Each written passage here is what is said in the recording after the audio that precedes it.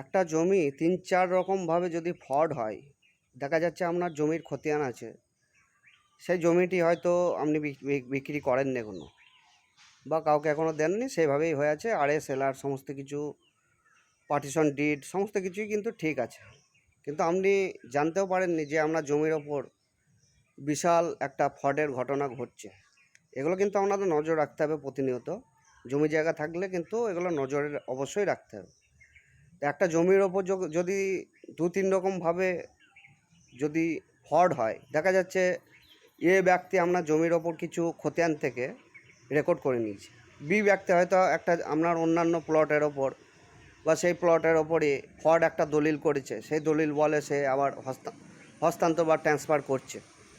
এরকম ঘটনা যদি ঘটে থাকে, অবশ্যই কেউই আইনের বাইরে না, সবাই আইনের ঊর্ধ্বে নয়। আইনের মধ্যে কিন্তু আপনিও আছেন, যারা ফ্রড করছে তারাও আছে। সবার জন্য কিন্তু আইন, এটা কিন্তু আপনাকে মাথায় রাখতে হবে। এবং আপনার সঙ্গে যদি এরকম ঘটনা ঘটে, সেক্ষেত্রে আপনাকে অবশ্যই সত্যের মামলা করতে হবে। আপনার জমির ওপর যারা যারা ফ্রডের ঘটনা ঘটিয়েছে, প্রত্যেকজনকে চিহ্নিতকরণ করে তাদের নামে কিন্তু থানায় একটা অন্তত ডায়েরি করতে হবে বা থানাতে এফআইআর কিন্তু করতে হবে যে আমার জমির ওপর এই ফ্রডের ঘটনাগুলো ঘটেছে। সেই জন্য আপনাকে কী করতে হবে, ব্যক্তি দেখা যাচ্ছে কিছু জমি ফ্রড দলিল দিয়ে রেকর্ড করে নিচ্ছে, তার অর্ডার শিট তুলতে হবে। সেই অর্ডার শিটে যে দলিল নাম্বার থাকবে সেই দলিলটা তুলতে হবে, তার পিট দলিল যদি থাকে সেই পিট দলিলটা তুলতে হবে, মানে চেন ডিড। সেগুলো তোলার পর যখন দেখা যাবে যে এটা সত্যি করেই ফ্রডের ঘটনা ঘটছে, যেহেতু আপনি তো ট্রান্সফার করেননি বা বিক্রি করেননি, এবার অন্য কেউ দেখা যাচ্ছে হস্তান্তর করছে, একটা ফ্রড দলিল তৈরি করে দেখা যাচ্ছে হস্তান্তর করছে। সেই ফ্রড দলিলের সার্টিফিকেট কপি বা নকল কপিও রেজিস্ট্রি অফিস থেকে আপনারা তুলতে পারবেন। যে রেজিস্ট্রি অফিসে ফ্রড দলিলটি শো করছে বা সে যে দলিল মূলে বিক্রি করছে বা হস্তান্তর করছে, ঠিক আছে, সেই দলিল কিন্তু আপনাকে তুলতে হবে।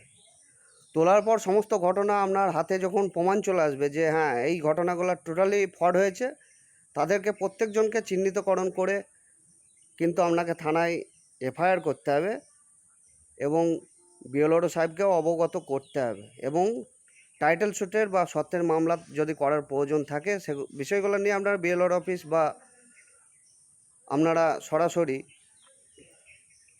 বিএলআর অফিসে অবশ্যই মিসকেসের জন্য আপনারা আবেদন করবেন।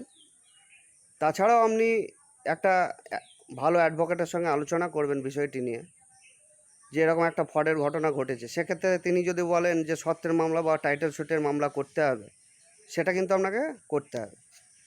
কিন্তু সর্বপ্রথম যেটা কাজ আমি প্রথমেই বললাম, যেভাবে ফ্রড হয়েছে আপনাকে অর্ডার শিট, সেই দলিলের সার্টিফিকেট কপি বা নকল কপি, অন্য কেউ যদি আপনার ফ্রড দলিল তৈরি করে হস্তান্তর করে, টোটাল দলিলের কপি কিন্তু আপনাকে সার্টিফিকেট কপি তুলতে হবে। এবার মিসকেসের জন্য আপনারা বিএলআর অফিসে অবশ্যই আবেদন করবেন। যদি টাইটেল সুটের মামলা করার বিষয় থাকে বা আদালতে কোনো মামলা করার বিষয় থাকে, অবশ্যই অ্যাডভোকেটের সঙ্গে আলোচনা করে সেসব প্রমাণ করে আপনারা মামলাটা করবেন। সর্বপ্রথম যেটা করবেন, আমি প্রথমেই বললাম যে প্রত্যেকজনকে চিহ্নিতকরণ করে থানায় অন্তত একটা ডায়েরি করবেন।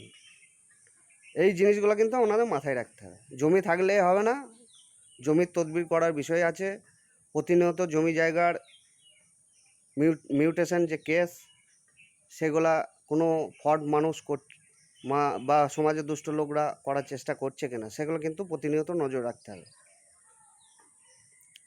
এই হচ্ছে বিষয়। আপনাদের যদি কোনো প্রশ্ন থাকে অবশ্যই কমেন্ট করতে পারেন।